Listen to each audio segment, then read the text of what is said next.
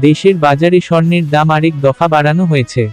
গত শনিবার 14 জুন রাতে এক বিজ্ঞপ্তিতে এ তথ্য জানিয়েছে বাজুস।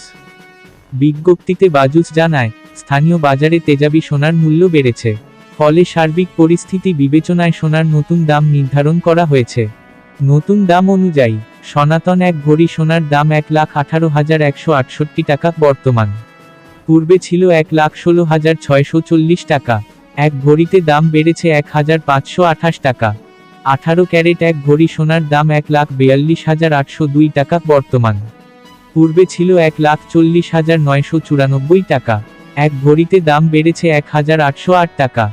21 ক্যারেট এক ভরি সোনার দাম 1,66,597 টাকা বর্তমান। পূর্বে ছিল 1,64,497 টাকা। এক ভরিতে দাম বেড়েছে 2,100 টাকা।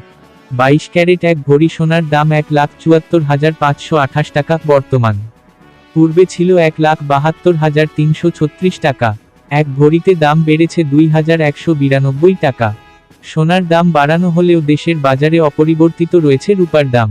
ফলে 22 ক্যারেটের এক ভরি রূপা 2,811 টাকা, 21 ক্যারেট 2,683 টাকা, 18 ক্যারেট 2,298 টাকা ও সনাতন পদ্ধতির রূপা 1,726 টাকায় বিক্রি হবে।